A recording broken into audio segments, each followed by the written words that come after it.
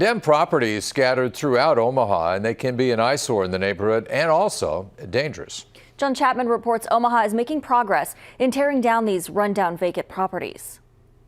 This sits in the middle of the block near 25th and Ohio. There are other condemned homes around here.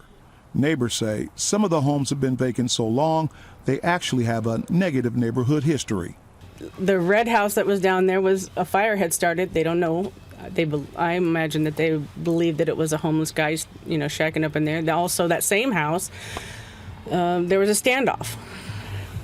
So, that's what I'm talking about, not letting my kids out and learning how to ride bikes or skating or something like that, because you don't know who's going to pop out those buildings. Omaha city officials say it does take time to put properties on the list to be demolished.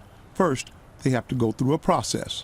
Yeah, there is notice required and legal notice required of property owners to give them a chance to fix the property, and that's what we prefer, and that does take some time. Dave Fanslaw is Omaha's planning director. He says Omaha is moving faster, demolishing 60 to 70 properties a year.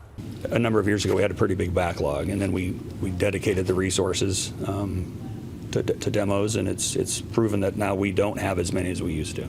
Fanslaw says they are making progress because the Omaha City Council has provided more money to knock down more dilapidated properties. The City Council has increased that budgetary amount for the last several years. There was a backlog many years ago.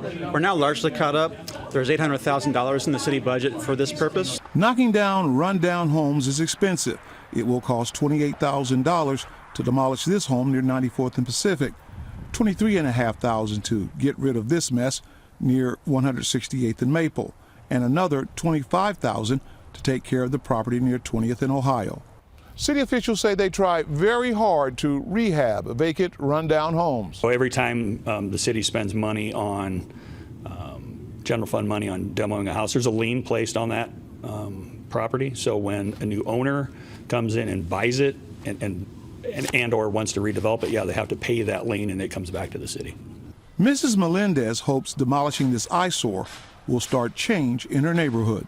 I just hope that it brings a positive outlook on where we are. On your side in Omaha, I'm John Chapman, 6 News. And right now there are roughly 130 properties in Omaha that are in line to be demolished. City officials tell us demolishing vacant, rundown properties is complaint driven. So if you have an eyesore in your neighborhood, the first step in solving the problem is to contact the city planning department.